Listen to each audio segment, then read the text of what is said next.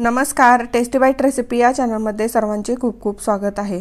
पावसाळ्याचे दिवस चालू झालेले आहे। आमच्याकडे तर गेली 3 ते 4 दिवस झालं कंटिन्यूअस पाऊस चालू आहे। तर चला तर मग आज आपण अशा पावसामध्ये गरमागरम खाण्यासाठी झटपट होणारा कमी तेलकट स्वीटकॉर्न चिवडा बनवायला सुरुवात करूया।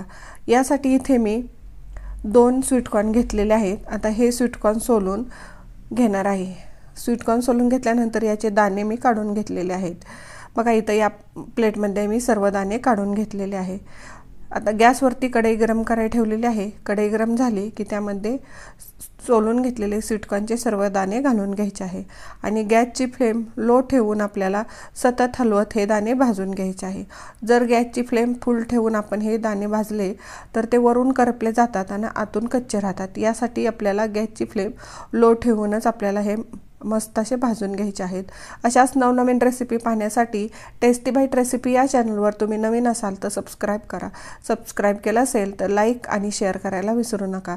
बघा इथे आपले दाणे व्यवस्थित भाजून झालेले आहेत। आता हे भाजलेले सर्व दाणे एका प्लेटमध्ये काढून घेऊया।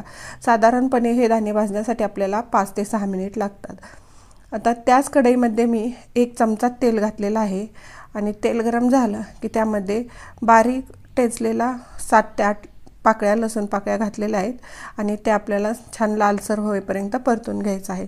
लसूण लाल झालेला आहे। आता यामध्ये भाजलेले स्वीटकॉर्न घालून घ्यायचं आहे आणि तेही लसूण आणि तेलावरती छान परतून घ्यायचं आहे। इथं आपण अगोदरच छान स्वीटकॉर्न भाजल्यामुळे पुन्हा जास्त आपल्याला भाजायची गरज नाही। आता हे बघा तेला आणि लसूणमध्ये व्यवस्थित परतून घेतल्यानंतर आता यामध्ये आपल्याला अर्धा चमचा मीठ आणि अर्धा चमचा मी तर लाल मिरची पावडर घालणार आहे। मीठ आणि मिरची पावडर घातल्यानंतर हे व्यवस्थित असं आपल्याला परतून घ्यायचं आहे। तुम्हाला आवडत असेल तर इथं तुम्ही आमचूर पावडरही घालू शकता। आता इथं मी अर्धा लिंबू आहे ते थोडंसं यातलं पिळून घेतलेलं आहे। लिंबूने अगदी छान मस्त अशी चटपटीत टेस्ट या चिवड्याला येते। तयार आपला चिवडा झालेला आहे। आता यामध्ये मी थोडीशी बारीक चिरलेली कोथिंबीर घातलेली आहे। तयार चिवडा आता आपण एका प्लेटमध्ये काढून घेऊया। कमी तेलकट झटपट होणारी मस्त अशी गरमागरम आपला स्वीटकॉर्नचा खूप सोप्या पद्धतीने चिवडा तयार झालेला आहे। अशा पावसामध्ये झटपट होणारी अशी रेसिपी तुम्ही नक्की करून पहा। खूप टेस्टी होते आणि बनवायलाही खूप वेळ लागत नाही। आमच्याकडे तर हा स्वीटकॉर्न चिवडा सर्वांना खूप आवडतो।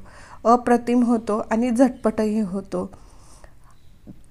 अशाच नवनवीन रेसिपी पाहण्यासाठी आपण पुन्हा भेटूया। Thank you.